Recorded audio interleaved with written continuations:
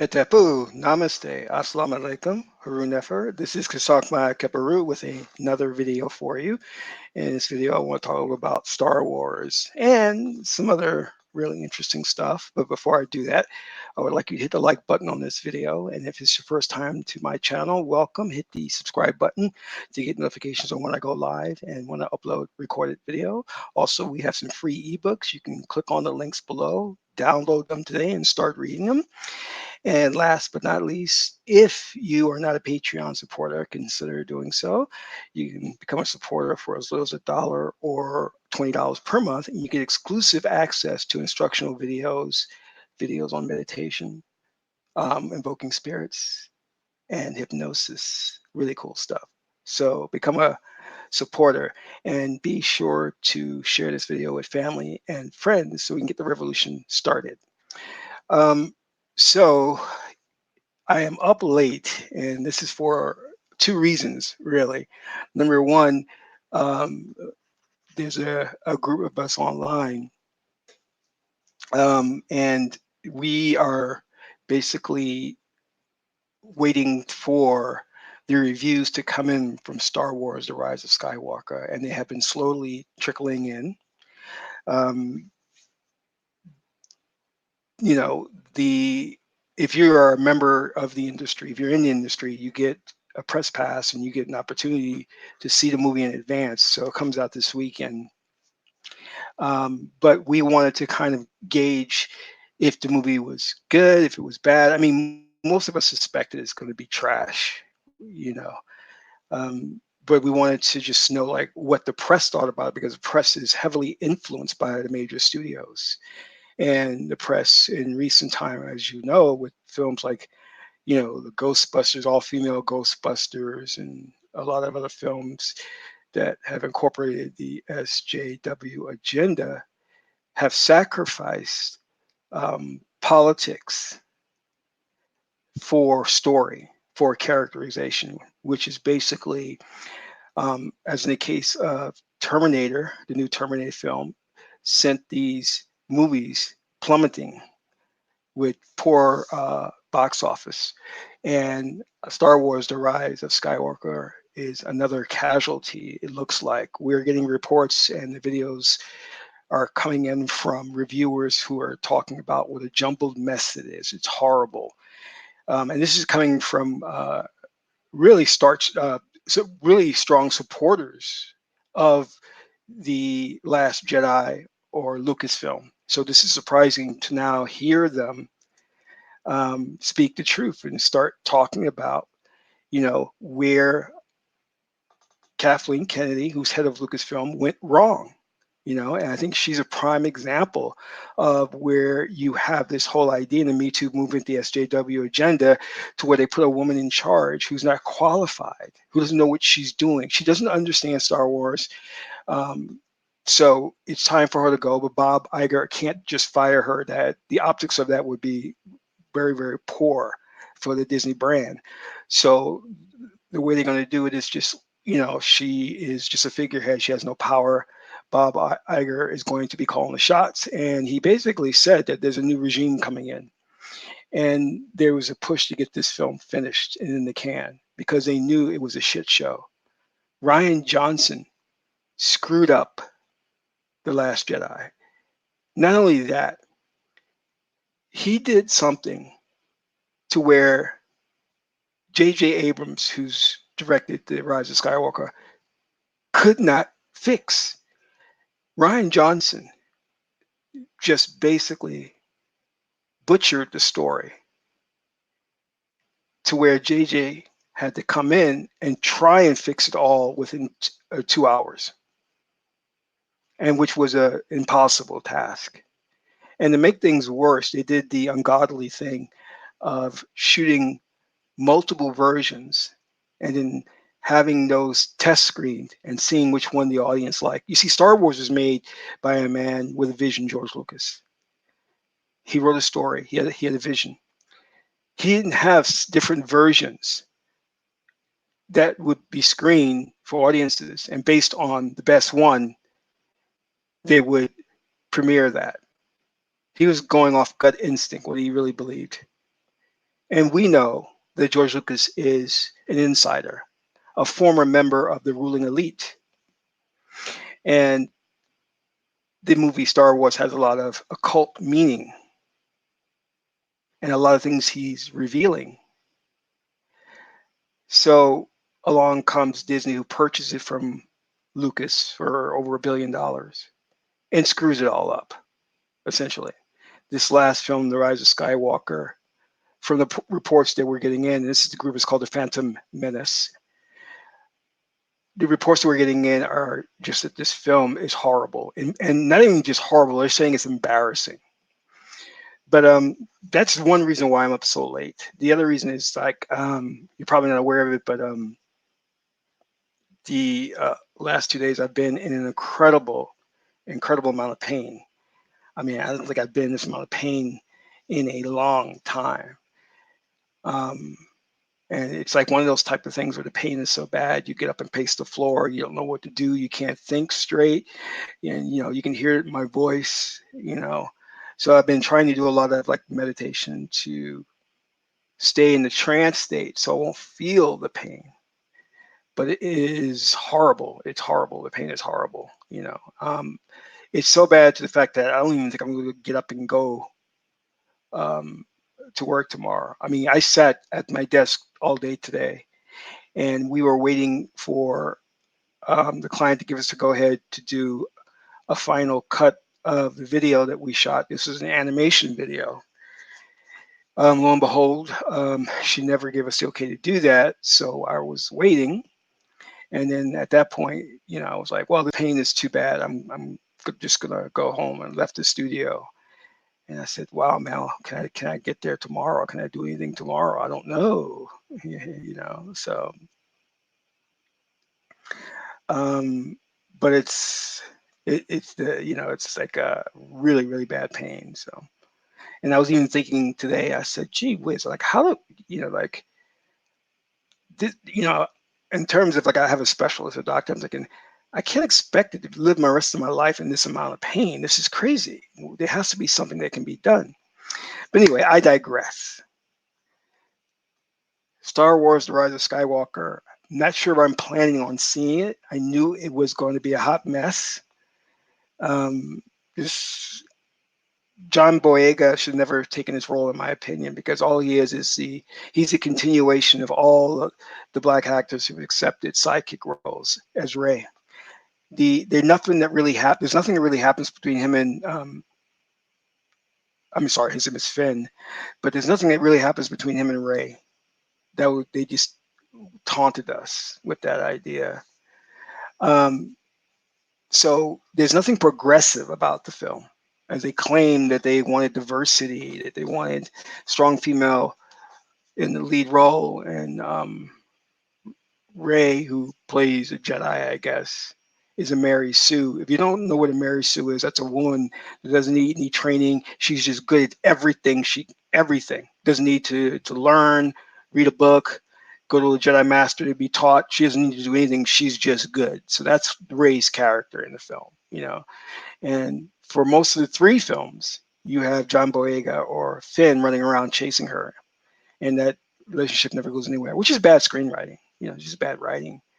Disney screwed this up big time. And the reports are we hear that George Lucas was not happy with the Rise of Skywalker. He's upset at the films that Disney has made, and these films are an insult to the fan base. And I think most of the hardcore Star Wars fans are just glad it's over. You see, you can't make these films without understanding what George Lucas was about and what he was trying to do. He was embedding in these films real occult meanings. And what essentially Disney did was, we're going to take out all that occult symbolism and the archetypes. We're going to take all of that out and just put in stuff about pseudo diversity, pseudo female empowerment. And what you got is a bunch of nothing. And many people, from most of the reviews that are coming in, can see how the scenes don't connect to one another. Well, that's because they shot it in such a way where scenes could be interchanged and edited that way in case the audience didn't like scene two, but they liked scene three, out of version A or version B, and there's like a Frankenstein piece they put together, and it shows from the reports that we're getting. It shows, and let me.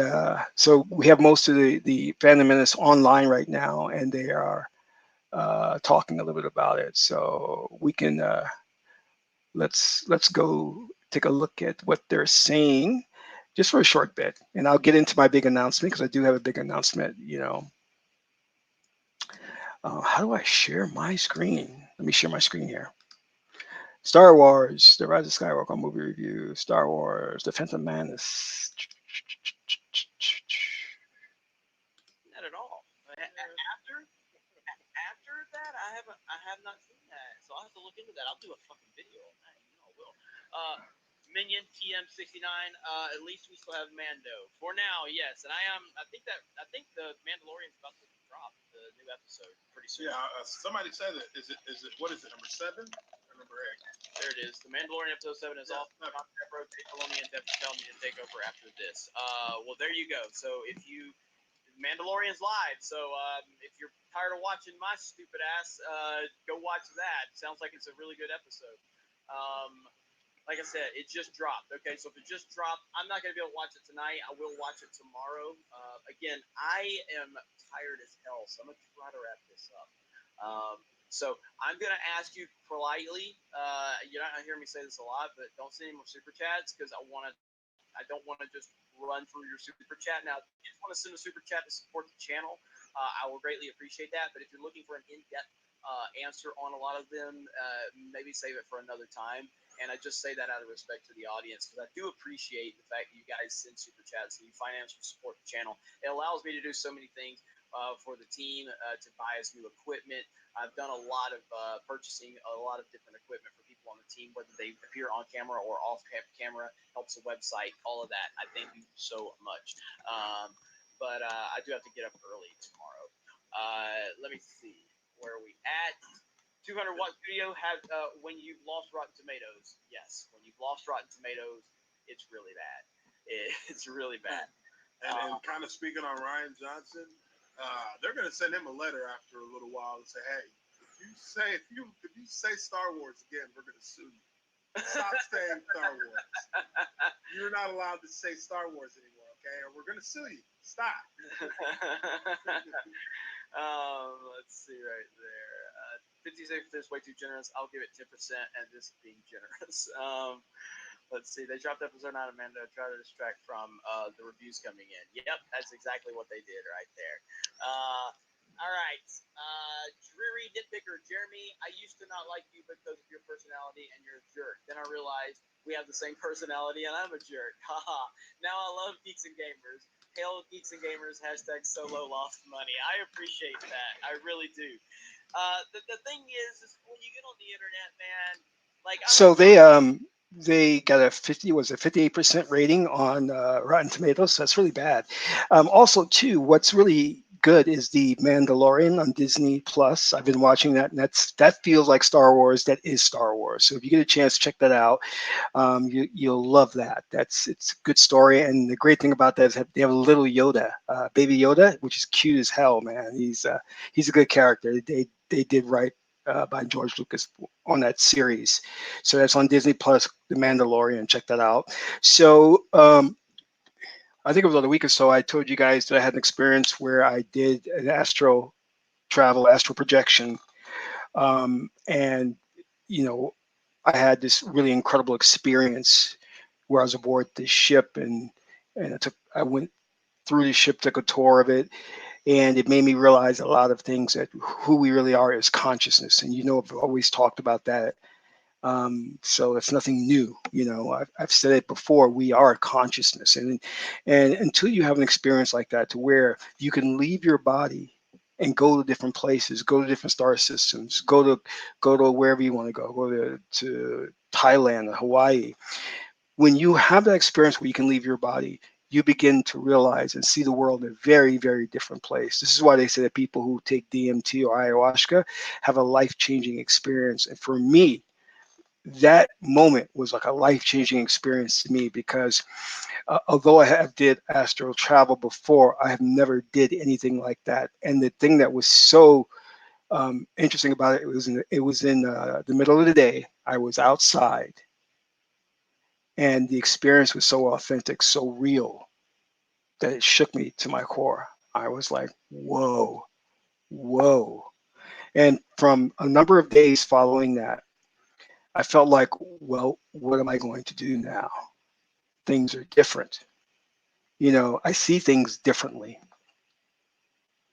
And I think that many more people, that's bad English, many more, uh, if they could experience this, I think it would really change the vibration of the planet from one of separation to unity and to love, because you realize that you are a very powerful being. You're a consciousness. And there is no limitation with that. And there is no race with that. There is no gender with that, political affiliation.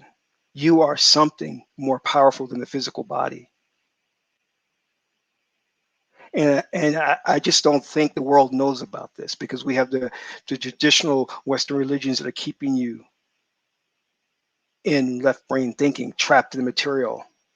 They may say they don't preach about materialism, but they do. It's indirect, it's subtle. They do preach about materialism, most Western religions. So when you get to this point where you understand that you have these abilities and you can go anywhere, you can do anything, then you don't think about money. You don't think about resources. You don't think about poverty. You don't think about pain because you don't experience that. So what I thought, and I've been doing a number of readings here, a lot of readings actually. Um, I've been doing a lot of readings on it, and come to find out, that was not an accident how I had that experience. It was done. It was purposefully orchestrated or caused for me to have that experience by certain individuals. So I did not realize that because I wondered why, because the experience happened spontaneously. And I've never had it happen spontaneously. I've always had to sit down, meditate, and do it with intent. But this just self-generated, just happened. So I'm saying, well, why would it just happen? Now, in doing the readings, I understand there's a purpose to it and something that's going on that will take me to a different destination, which I will reveal in later videos. But the readings are very clear. And I wish that many of you listening to me could have such an experience because it would just change everything in your life. I mean, I've consciously now, since that has happened, been more focused on doing good, on being more spiritual and being more correct. It's been now top of mind. Not because God wants me to be more spiritual or live correctly or live ma'at. The experience changed me in such a way that I want to be that way. I want to come correct. I want to treat people better, and I want to treat myself better. Isn't that wonderful that you can have an experience and then from that experience, it makes you want to be a better person? How many times have you heard that? Because usually, you know, individuals will have a spirit experience, like the Christians will say, I've felt the Holy Ghost or this or that. And then they'll say, oh, you got to come to me and touch me and I will heal you, or for some selfish reason. They don't really truly have a life altering experience to where they want to give seeking nothing in return, which is what Ma'at is all about.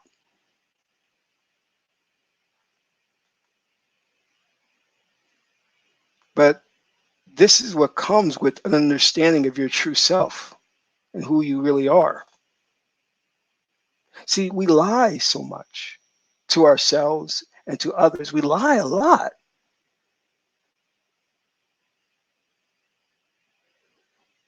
You're told to go on exploration and find yourself.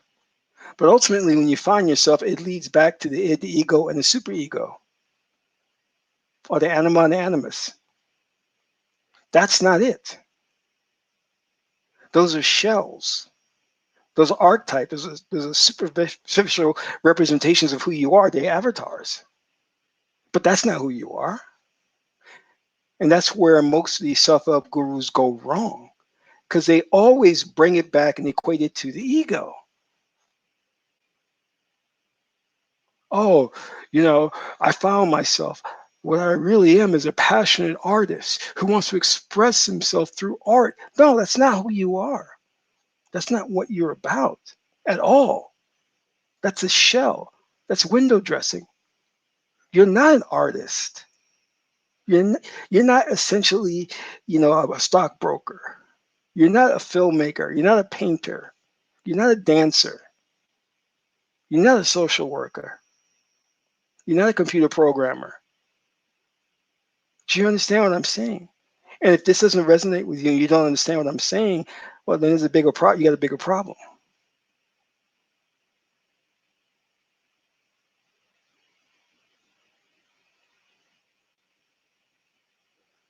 For you to find yourself, you got to first let go of the ego. That is the thing that is causing interference from connecting to source energy.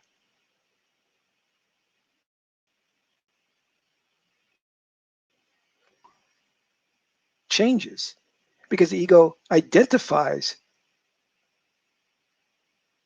with things, material things. You see, when you put on a nice suit, you identify with that feeling and emotion of having that nice new suit on. That's the ego. And then you have people come along and say, man, I was on that day. I was in the flow. Things were just happening for me. That's not you. Yeah, it's great that you had that experience where things were just happening. You're in the flow. You had a nice new suit on, or you look very pretty in that dress, and people responded to you. Guys will look checking you out in that dress, but that's not really you. That's a facade. But you identify with that, and that's the mistake.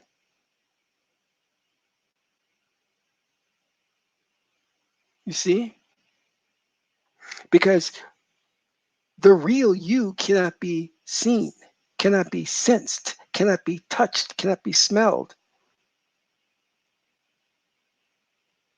It is Amen, the hidden. That's the real you.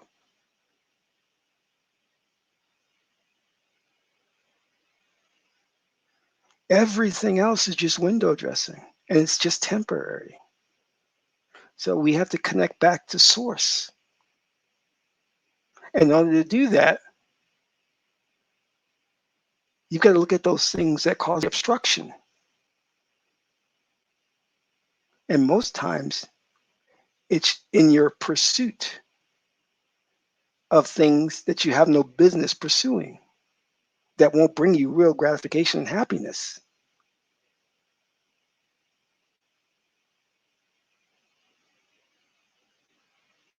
Well, I'm an actor, and if I can't act, then I don't want to live. I'm so in love with her. She's my whole world. No, she's not. If you never go on stage or take a role in the film, you'll be okay because that's not the real you.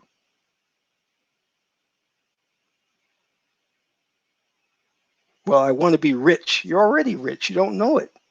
Get rid of the ego and connect to source. Then you understand you're rich. No, no, that's not what I'm talking about. I'm talking about real money. No, I'm talking about something that's even realer than money. You just can't picture it because you have never experienced it before. When you experience it, you're going to know that money is a facade. So let's get back to source. Let's connect. But you got to drop the ego. Drop all of those things that you identify with. The 27 hexagram in the I-ching talks about you are what you spend your time at most. How much time are you spending with certain things that determines who you are?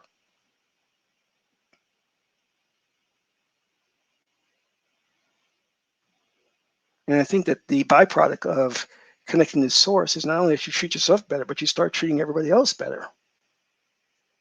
You'll see it. You'll notice a difference. And source is abundance. It's not lacking. Thank you all for tuning in today. I know it's been late. Hetepu Michael. So this is Kasak Ma Keperu, son of Ma and Tahuti. My aunt is a beautiful goddess Heteru. Until my next broadcast, I'm in Ra.